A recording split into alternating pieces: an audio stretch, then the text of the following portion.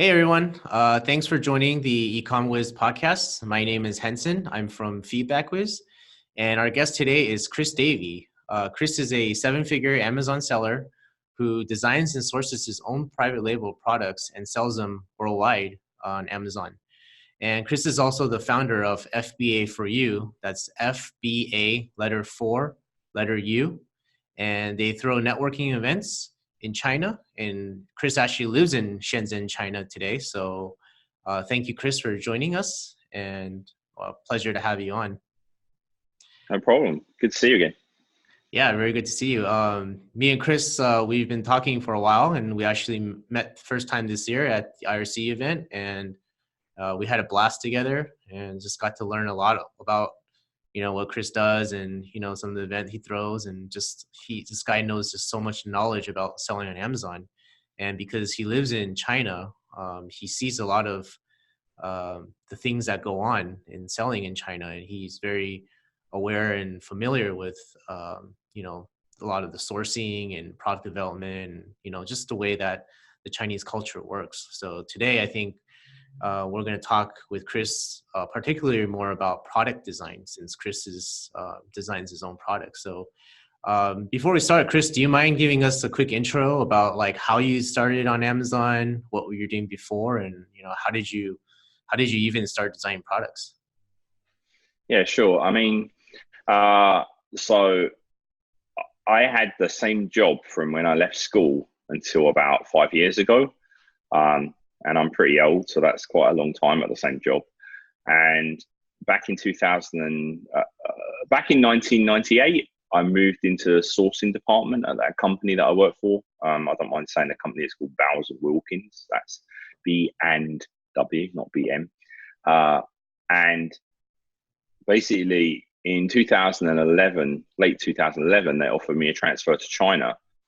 And I was just like, sure, when can I go? And it's supposed to be like a 1-year contract, but in the end, it became a 3-year contract. And during that 3 years, the first thing was like setting up a sourcing team in China, and also setting up our SAP software in China as well.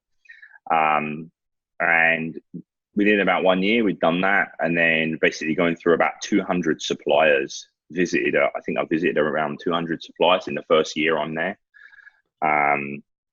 deciding who were the right suppliers, who were the wrong suppliers. Some of them, they were like, maybe we had 7 suppliers to supply one thing, but they were all rubbish, and they ended up getting rid of all of them and finding a better one.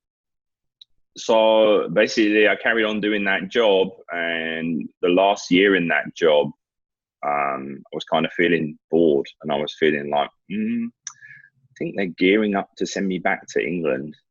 And I was kind of sitting at my desk, and they were leaving me out of certain meetings that I felt like I should have been in.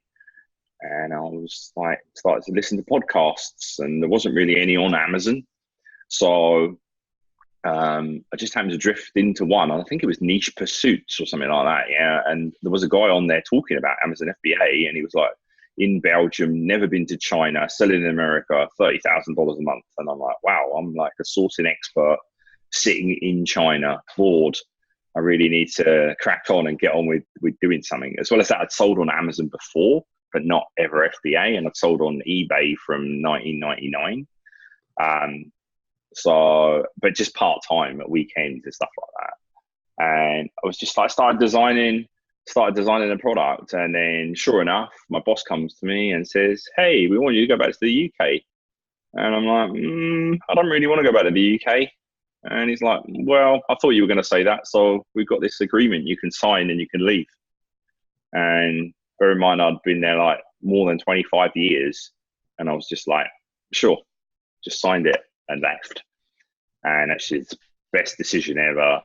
My products hadn't started selling on Amazon then, but the first one I designed a few months later hit Amazon, like sold out in 3 weeks, did $11,000, and then was like out of stock for the next 3 or 4 months. But it just gave me the thing that, the product I designed, people liked. I didn't do any launch strategy at all.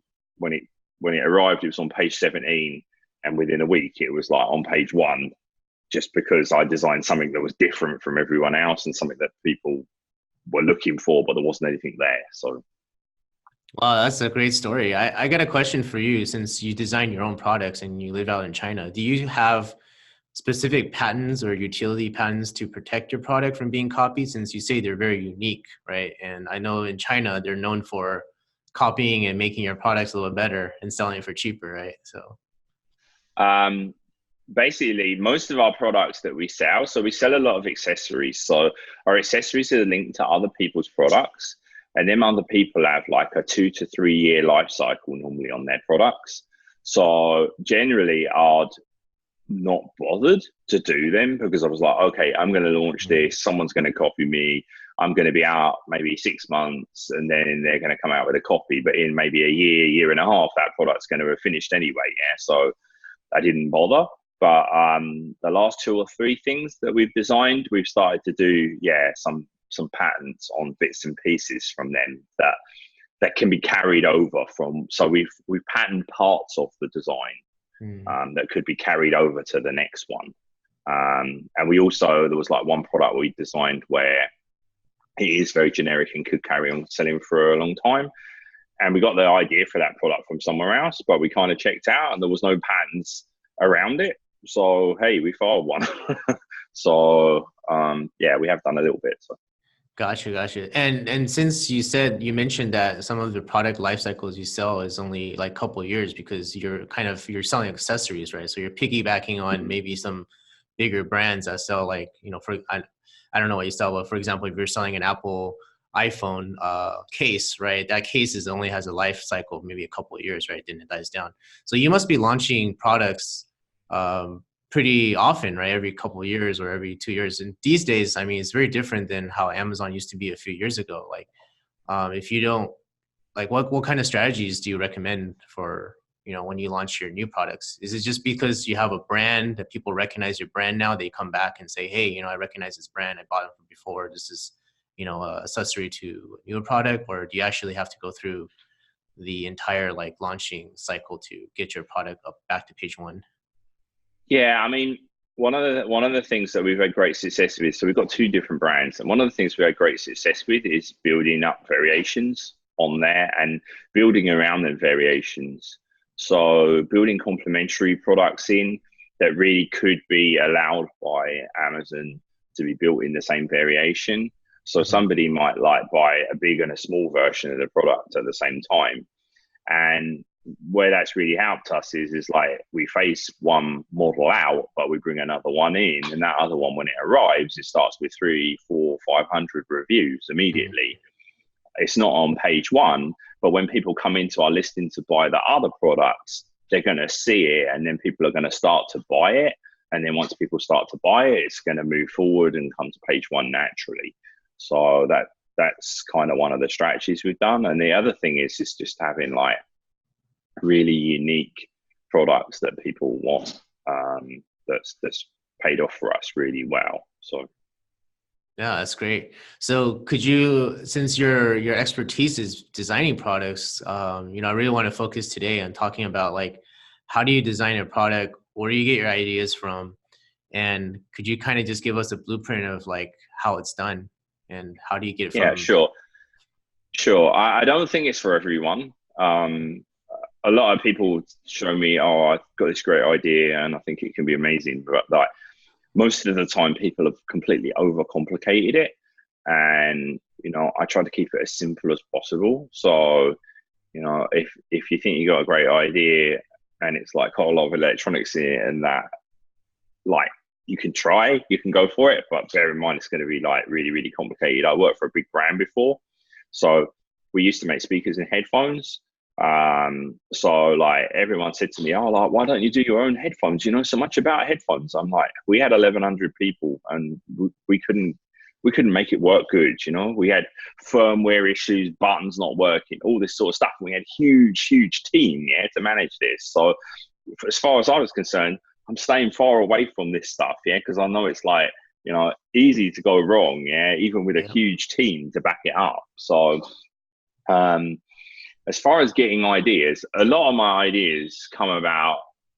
Originally, I set off with audio in mind because this was what I knew about.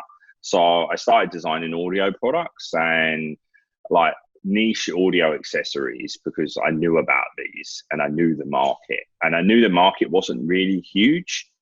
And this was something that I actually targeted. Actually, I'm going to throw a little other story in here, because back in 2015, just after I left my job and before I started selling on Amazon, I met one really big Chinese Amazon seller, and he really wanted me to work for him, or with him, actually, is the way he put it.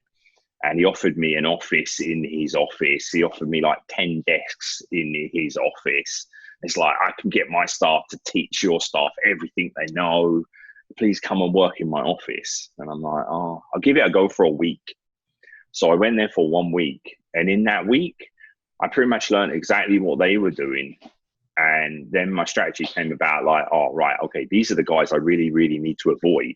So I need to have a strategy to avoid them, yeah, not to play along with them, yeah, because I'm going to get my fingers burnt if I play along with them. So, I mean, basically, they were targeting anything in the top 100. They were like scouring the top 100 continuously, top 100 every category down.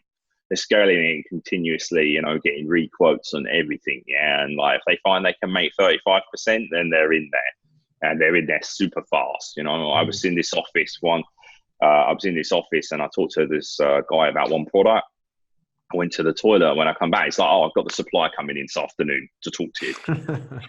I was like, I was only asking, did you think this was a good idea? Yeah. And the next thing I know, the supply's on their way. You know, it's like they act very, very fast. So one of my strategies has been avoiding them. So the way I've avoided them is by having quite a lot of SKUs with a high profit level, but not like huge sales. So, you know, most of my products don't sell more than like 10 a day. And I don't, if they start getting in the top 100, I get very nervous. I've got some products there at the minute. I already seen some copycats coming along. I've got a few of my products that are like drifting in the top 100s, and they have been copied. Everything that's outside is normally fine. So, as far as where do I get my ideas from, my ideas originally came from what I knew.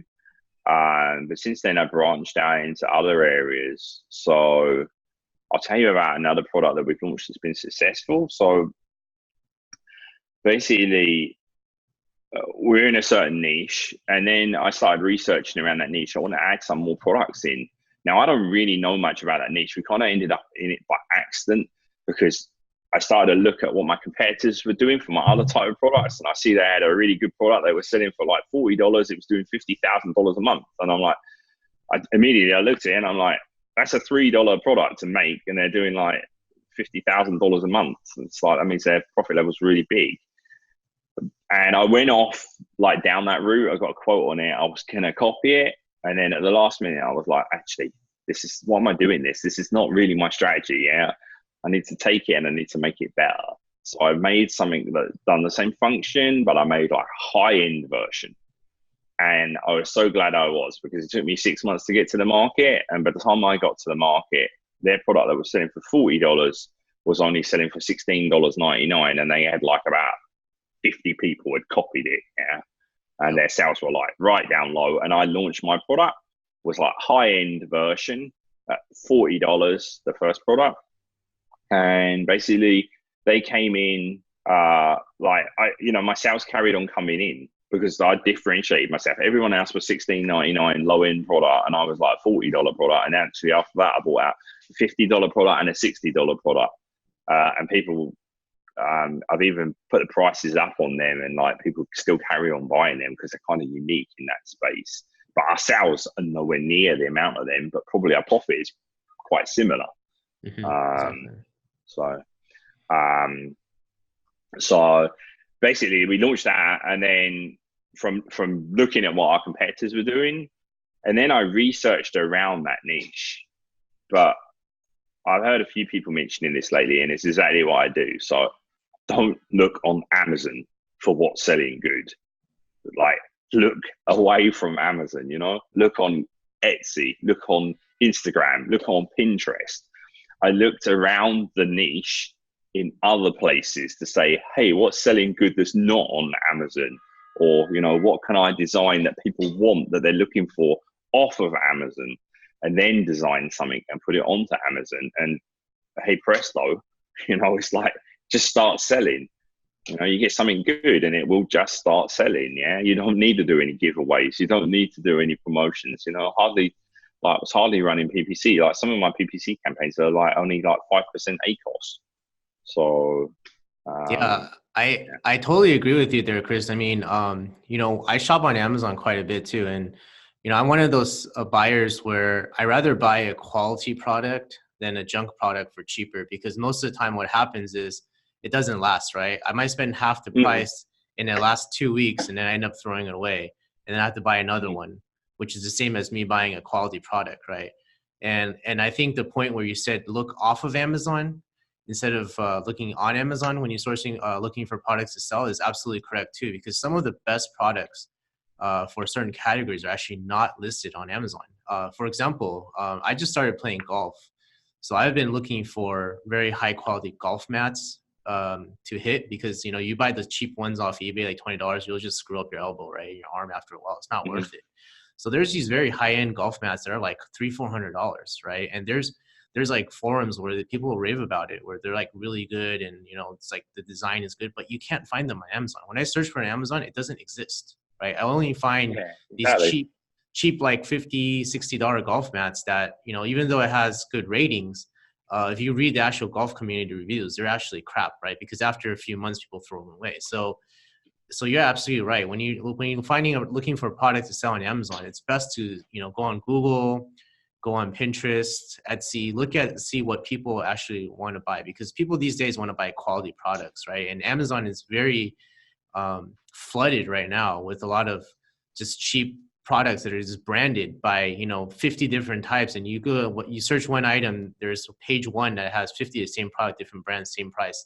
It's I don't really like it, because it's hard for me to figure out what's good and what's not, and I really agree with what you said about that. So Mhm. No, it's dead right. I mean, you just made a good point there, which is you went to Amazon first to look, and there wasn't anything there. Yeah, so you weren't. It wasn't that, oh, this is a $300 or $400 product and you're not going to buy it on Amazon, because that's where you look for it. Look for something good first, yeah. But there wasn't anything there, so it identifies as this hole. And actually, coming back to that first product I launched, it was similar. I designed something that was much better than everyone else, and everyone else was selling like $11.99. So my immediate thought was, hey, my product's much better. I'm going to sell it $11.99 and I'm just going to clean up. But what happened was I put it on for $11.99. I didn't sell anything. It wasn't until I put it up to $24.99 that it really started selling, because I had to differentiate myself. exactly, And yeah. the human brain's like that. You look at it and you go like, oh, this one's $11.99, that one's $24.99. It must be better, yeah. It has to be better, yeah. It has to be, And of course, it needs to be, but that better cost me like an extra 50 cents in the product, and it got me like an extra $15 on the sale price. So this is, this is one of our strategies. I'm not saying that every strategy, because some strategies we did the opposite, where we went low.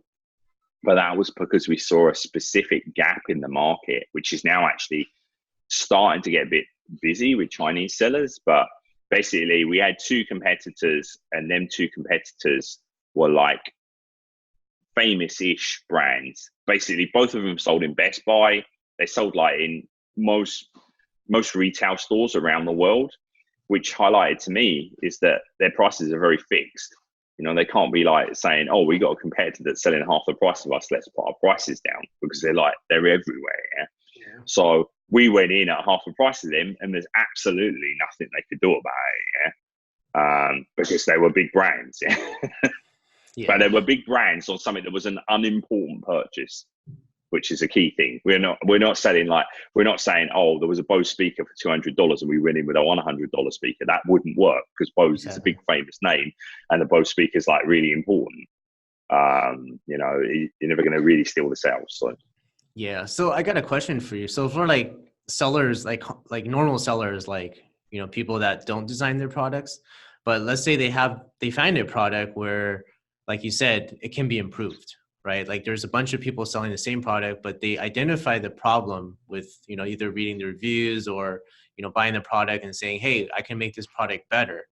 Now, how do they actually go about and make that product better? Like, how do they reverse search and find that product? Where's it manufactured from? And then how do they actually reach out to the supplier, the manufacturer, and say, hey, I want to make this better by doing this? And how do you make sure that making it better doesn't get stolen, so the existing sellers don't make the same product better too before you Yeah, get I understand. Well, there's a couple of things. One is like you can make it better, but like let's say you make a better iPhone case, yeah, it's probably still not going to sell. So you have to be able to identify that it is a good opportunity. And by good opportunity, I mean like what are the strongest keywords and how saturated are them keywords? And so let's say you've done that research and you've looked and you've gone, okay, these keywords that I want to target, they haven't got too many sellers on them. Now you want to think about designing a better product. If you haven't got the skills yourself, I would recommend you try and find some sort of industrial designer, maybe on Fiverr or Upwork or onlinejobs.ph or somewhere like that, yeah, to help you. But you need to be able to give them a clear direction on what you want. You might be lucky and find someone that's really smart and will understand you. But generally what happened when I tried to do this was that I thought I had clear direction. I found someone that's really great designer and I said to them, hey, I want to design this to make it better. And I'll give you one example. They were in Egypt and they come up with like a very design that didn't look westernized. That's kind of like very, very important. So what I do is I build out like a spec sheet of like, oh, what are the things I want to do to improve this? Yeah. And then I'll try and find ideas from other products. You hear that banging? Sorry. Oh no, they started construction, huh? You warned me about that. It started already. Yeah. They're supposed to start at 9. It's only 8:30. And yeah, basically, sorry, put me off my train of thought. Very sorry, you're going to cut this bit out. Yeah, you're talking about how you make your product better, right? You have a spec sheet you start off with, and then yeah. So then what I'll do is, so for instance, the first product I designed was a bag. So what I did is I went to all the bag shops that was like from backpacks to like Louis Vuitton, and I went to look at them and I looked at all the little features of every single bag.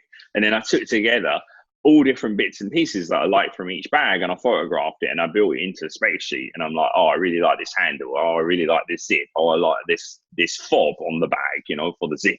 Oh, I like the way this strap connects. So I built up like this thing to drive the design to end up with what I wanted. I want the handle like this off that bag. I want the zipper like this off this bag. And that's one way you can do it if you haven't got the design skills. Yeah, that's really good information. So yeah, I think product research is probably the most important thing, right? You want to make sure whatever you sell before you actually put money and sell into it, you want to research, the life out of it, right? By, like you said, when you sold your bag, buy every single bag on the market and figure out, what do people want, right? Because just because you like something doesn't mean that everyone else likes it, right? So you have to do pretty good research to see like, what kind of bags or sell well, right? And what's the strong points and what's the weak points, and then try to make it better, right? I'll give you an example actually about why this bag was successful. So it was a bag to hold a product in, and basically that product was available in 5 different colors, and all the bags on Amazon were black. So what we did was we made the bags match the products, yeah, and immediately, hey presto, yeah, we're getting loads of sales because everyone wanted the bag that matches the color of the product. So right. It was as simple as that. Yeah, you just need to think a little bit like, what would I want if I was the customer? Would I want a white product in a black bag? Maybe, but would I rather have a white product in a white bag? Probably. So, and that just drove like from page 17 to page 1 in a week.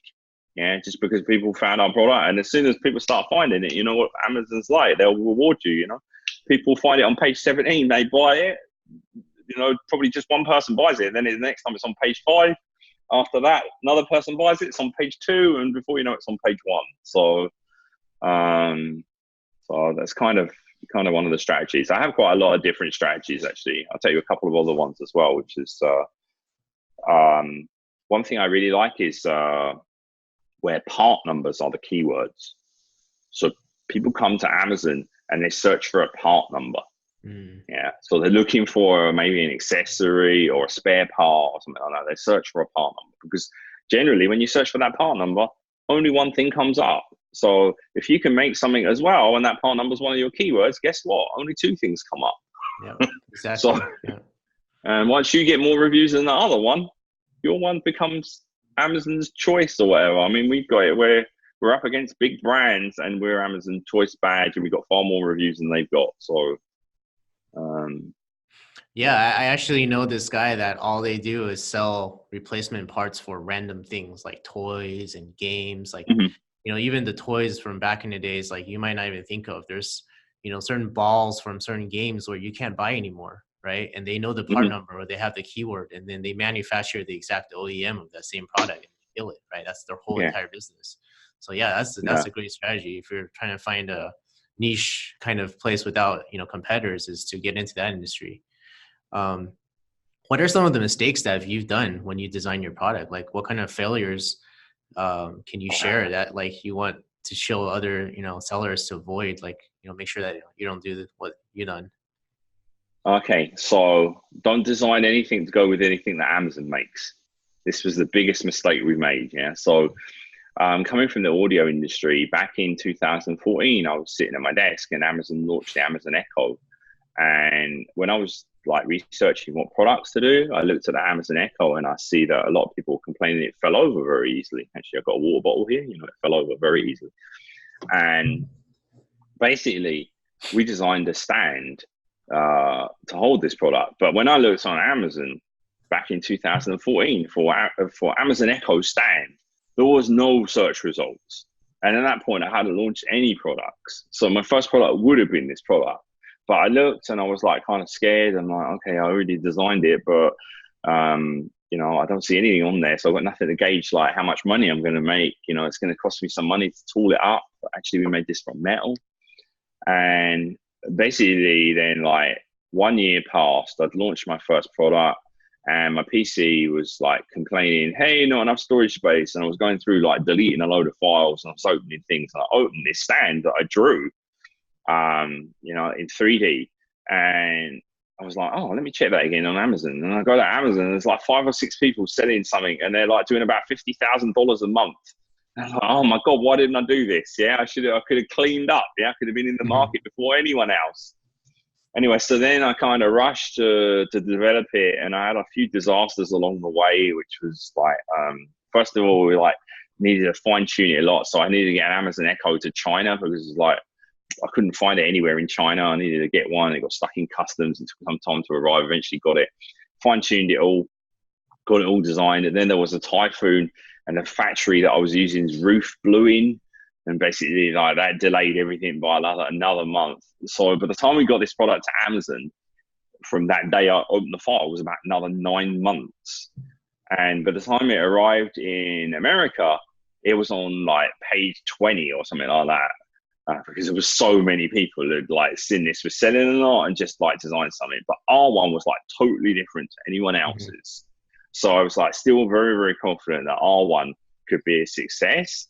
Now there was one thing, we'd run like 4,000 of these and we'd sent like 3,500 to America and we'd sent 500 to Europe, which in hindsight was a huge mistake. Because the Amazon Echo launched in Europe 2 years after it launched in America. And basically what had happened is like, we were on page 20 in America. We were on like page 1, position 6 in the UK and Germany. It started selling like crazy, UK and Germany. Yeah. And now all my stock's stuck in America. Yeah. So then guess what? I have to run it all again. Yeah. So I have to run another big batch to send to Europe. And for a while it sold really good, especially in Europe. It never really took off in America. I mean, it sold, but not great. And then what happened one day is I was just like, my PPC stopped working. I'm like, this is so strange. Why my PPC stopped working? So I raised a case and they're like, oh yeah, you can't advertise this product. It's Amazon related. There's some something in the terms and conditions that if it's Amazon related, you can't advertise it. I'm like, oh my Oh, God. And like all of my competitors had designed something so generic that they could say, oh, it worked with any speaker. Our speaker basically only fitted the Amazon, our product only fitted the Amazon Echo. Yeah. oh We'd like man. completely gone after the Amazon Echo. So first of all, our advertising stopped working, but that wasn't too bad because we were already on page one in a good position anyway. Yeah. So we were selling a lot organically. And then the second thing that happened is maybe 3 months later, I suddenly noticed that, wait there, this software that we're using to like calculate what our profit is, says that everyone we sell in Europe, we lose £4 on. I'm like, what the hell's going on here? Yeah. So I started looking at it in detail and I'm like, looked at this product and it was like, I can't remember exactly how much we were selling it for. It was something like we were selling it for £20 and the Amazon fees were like £14. And I'm Jeez. like, what the hell's going on here? Yeah. And then I found, also hidden away in the back end of Amazon is if you sell an Amazon related product, there's a 45% referral fee on it. So our total fees on this product are around 65%. And basically there was nothing we could do about it because we put the price up, it's still 65%. We had to put the price up ridiculously high. And then when we put it up ridiculously high, then people start leaving us negative reviews. Also, it slowed our sales down, but people start leaving us negative reviews. So it's too expensive. Yeah. And this came just as our quarter 4 order was finished. And our sales were like pretty good. So we'd ordered a lot, around $40,000 worth. And basically it got to that point where I was just like, okay, we'll just leave these there. Like some of them are still sitting in my freight folder from like 3 years ago. They actually called me the other day and asked me, can we throw these out? They've been here for the last 3 years. And yeah, so basically what ended up happening was we scrapped around 40 or maybe $50,000 of stock. And we probably made a similar amount of money till we lost. So it basically ended up that we lost like a year and a half of our life to make no money. So yeah, be careful. Don't ever sell Amazon related products. That's quite a story there. I'm glad he at least broke even because, you know, if you were minus 50,000, that would probably hurt a lot. But yeah, Yeah, I've if it never heard happened at that the one. beginning, there would have been a problem. Yeah, that's a really good tip. That's the first time I've learned myself about that. So that's really good. Thanks for sharing. Yeah, so I really thank you for your time today. You know, there's a lot of good information. And Chris, you also mentioned earlier that you're starting to do consulting now, right? To help sellers. Yeah, I'm doing consulting, but really my consultancy is quite special. So I'm really looking for people that are sitting in their day job that do like design or design related stuff, who I know have amazing skills and could be designing their own stuff and selling it on Amazon. These are the people that I'm really looking for. Because I know at my old company, you know, we had like at least 20 people like this. And I know I could take all 20 of these people and make them super successful Amazon sellers because they've got that creative brain and they you know, they can already do a lot of what they need to be able to do themselves. But what they can't do is the Amazon side of it. They've no idea about that side of it. And they've no idea about the potential as well as the other thing. So these are the people that I'm particularly wanting to consult with because I think these are working in the same sort of area as what I'm working in. So I don't have any, like, I've consulted with a few people so far and they're like, oh, what's your launch strategy? I'm like, have a good product. And they're like, how many do you give away? I'm like, I don't give away any. Yeah. And they're like, huh? But everyone's telling me I need to give things away and I need to launch and I need to have many chat and I need to do this and I need to do that. And I'm like, I don't do most of that. Yeah. I mean, we have a little bit of playing around with mini chat, but most of that I don't do. I just design good products and they sell. So Chris, I heard you have an event that you throw in China as well, right? Could you tell us more about that? Yeah, sure. Basically, back in 2015, when I was looking to get into Amazon, I was like, there must be some really cool Amazon sellers coming to Canton Fair. If you don't know Canton Fair, it's the world's biggest commodity exhibition.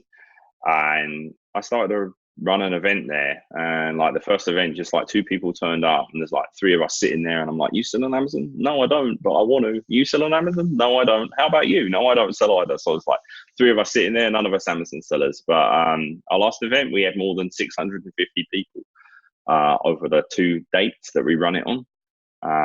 It's totally free. We pay for it with sponsorship. And people ask me, oh, like, you know, why do you do this? You know, what's the catch? It's free. You know, I was like, I do it to meet other cool people basically, and that's the only reason I do it. We have some sponsors that might spam you a little bit afterwards about stuff, but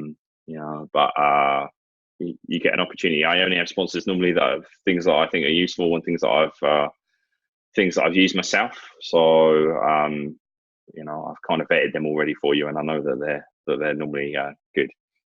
And our next event's 25th of October during Canton Fair Phase 2, and the 1st of November during Canton Fair Phase 3. And we'll also be around we're not doing any event, but we'll be around in Hong Kong as well. There's some really good exhibitions going on in Hong Kong. And as me and Henson spoke before, now's actually a really good time to visit Hong Kong, although you might have seen all the troubles going on there. The hotel prices are like super cheap, the cheapest I've ever seen.